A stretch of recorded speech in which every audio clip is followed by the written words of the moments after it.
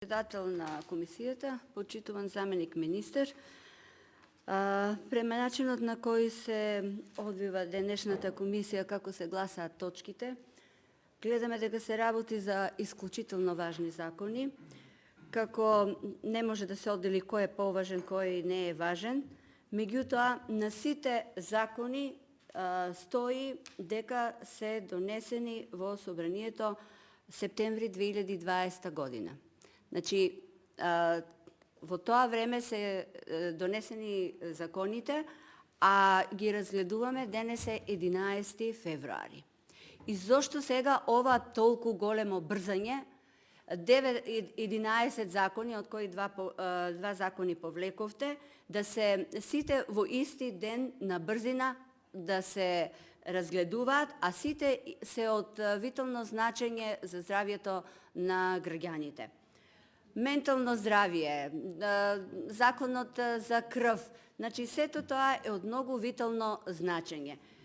Како може во еден ден 9 закони да се поминуваат, а на ова исто укажува целиот наш однос према граѓаните, велиме се грижиме за здравјето на граѓаните, државата треба да се грижи за здравјето на граѓаните, да се донесуваат квалитетни закони, и сето тоа е потврда на нашите процедурални забелешки од колегите што беа досега што дискутираа, исто и јас на нив се придржувам. Како е можно да се чека толку време и сега во еден ден 11 закони да се поминуваат? Истата оваа неажурност на владата, на министерството, како и да ја вртиме работата, пак ќе се навратиме на вакцинациите. Значи се чека година дена и во рок од 2 недели да се донесе законот за внес за вакцината, да се донесе планот за националниот план за вакцинација, се во рок за 2 недели. И покрај тоа што претходно беше од премиерката кажана дека немаме ниту план, ниту регистрација, не е доволно само да се имаат пари за да се внесе вакцина. Значи, само една паралела направив. Еве ги законите денеска што ги носиме, 11 закони во еден ден, сите се од многу важно значење за граѓаните, за здравјето на граѓаните, дали тоа се работи за крв, дали е за менталното здравје, да не сме им во кожа на луѓето кои што имаат проблеми со психичката состојба, и дали на тие што им треба крв, и дали на тие што им треба биомедицинско потпомогнато оплодување. Значи, тоа се закони кои што треба да се разглабаат суштински. На една седница на Комисија на здравство не може 9 закони од такво витално значење да се носат. Прво, не можат да се апсолвираат, да се разгледаат законите. Значи, ајде да не правиме вака, заради тоа што овие комисии, и плюс тоа не само комисиите, ние имаме одговорност према нашите гласачи, имаме одговорност према граѓаните, заради тоа што пред се ние сме доктори.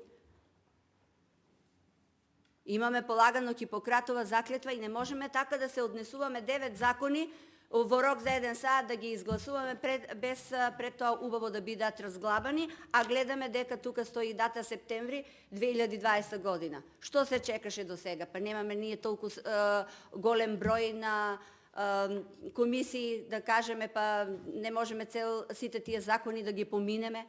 Значи, еве уште една потврда за однесувањето на власта, однесувањето на оваа влада, а кобајаги не сакаме да излегуваме од дневниот ред и да зборуваме за вакцините. Ова е уште еден доказ за несовесното однесување на власта на Министерството за здравство.